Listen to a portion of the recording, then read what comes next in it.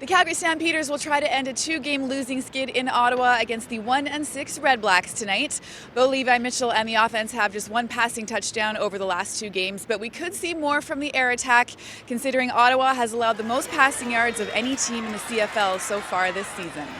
Because they don't allow a lot of rushing yards. They're very hard to run the ball against. They've got a very good front. They do a lot of different things in the back end. You know, I've played against Benavides a lot in my career, and he's going to find out what you do well, and he's going to take that away from you. So we have to find ways to be successful. I'm excited for what we have, play calling wise, and the game plan we put together.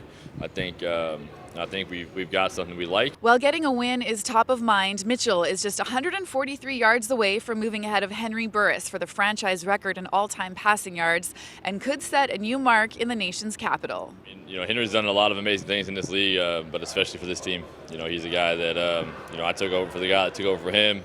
Very soon after, and just to know the amount of work that guy's put in, and to watch some of the film, and obviously you've played against him, in Grey Cups or in a lot of games, and I have a lot of respect for Henry. What he does in the field. He's a hell of a player, hell of a quarterback, and be mentioned with guys like that, or passing guys like that for any kind of record. I think it speaks to a body of work, not only of myself but the guys that have put it in with me. So.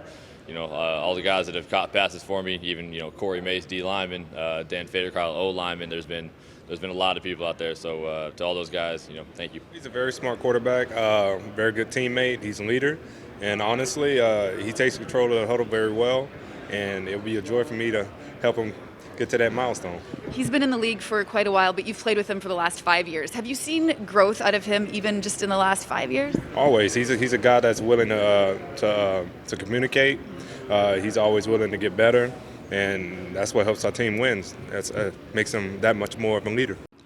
As for the defense, this will be the 7th game that the Stamps put out a different combination of defensive backs. Of note, Brandon Dozier draws in at safety after coming off the 6-game injured list, while Raheem Wilson was unexpectedly let go by the team earlier this week.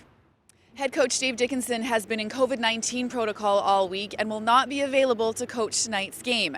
Instead, special teams coordinator and assistant head coach Mark Kilam will take over the reins for the first time in his career. Ottawa has been quick out of the gate recently, building leads in the first quarter for the last 3 games. Heading into Week 9, the Red Blacks lead the CFL with 15 completions of 30-plus yards, while the Stamps have been the stingiest team against big plays through the air, having conceded just 6 30-yarders. And a huge milestone for Calgary's equipment manager George Hopkins this week, who will be on the sideline for his 1,000th game with the Stamps.